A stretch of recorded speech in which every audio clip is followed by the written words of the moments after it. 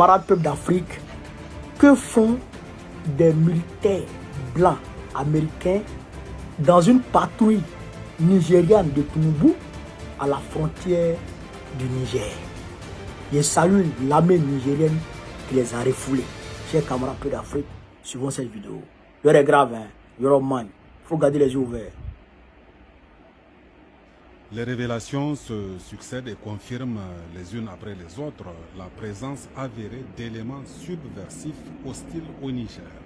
Après la diffusion hier sur nos antennes de cette photo où l'on peut voir la présence d'hommes blancs dans une équipe de patrouille frontalière du Nigeria, voici une vidéo rare sur la présence d'une patrouille nigériane au poste frontalier de Farou pour, d'après cette patrouille, une visite de courtoisie, dans non annoncé, sans information, avec l'intention de surprendre. Cette patrouille a été vite renvoyée par nos FDS et son patron mis en garde. Sur cette photo donc déjà diffusée hier soir, ces blancs sont tous des Américains qui avaient transité par Johannesburg courant juin 2024, sous le couvert soi-disant d'un organisme Lantern Rescue, visant selon eux à apporter une réponse armée au banditisme dans le nord Nigeria. Mais l'on saura plus tard leur vrai.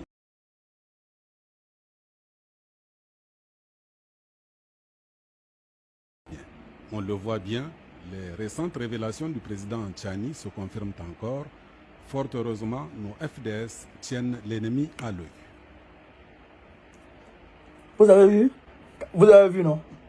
Donc, les Waworo ont transité par Johannesburg pour venir au Nigeria et dire que ils sont venus à la frontière du Niger dans une patrouille nigériane pour soi-disant, ils sont venus pour une visite de courtoisie non annoncée. En fait, ils sont venus en reconnaissance. Vous comprenez ça? Donc, les Nigériens de Tchani les ont interceptés et leur ont dit, retournez-vous. On ne veut pas de votre visite ici. Et ne venez plus nous emmerder ici. Ça veut dire quoi? Ça veut dire ce que Gouakouni disait depuis longtemps. Il y a des bases militaires américaines au Nigeria. Des bases militaires américaines au Nigeria. Tinubu était un agent double de la CIA. Il vendait drogue aux États-Unis. On l'a arrêté. On devrait le mettre en prison. Mais comme on a vu qu'il avait un réseau large sur le Nigeria, on lui a dit, on va te proposer, tu vas aller faire la politique au Nigeria. Tu seras nos yeux dans la politique nigériane et tu vas nous rapporter les informations qu'on veut. Tu vas nous dire qui on doit placer. C'est pourquoi Tinubu était devenu le faisait de roi avant qu'il soit président.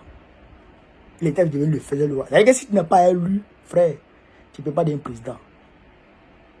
Vous comprenez ça? Donc, ce gars-là, aujourd'hui, travaille en tant qu'agent de la CIA. Tinubu. Donc, le repli des Américains du Niger, le retrait des Américains du Niger, aujourd'hui, n'est pas, chers camarades d'Afrique, n'est pas digéré par Pidjo, par la CIA.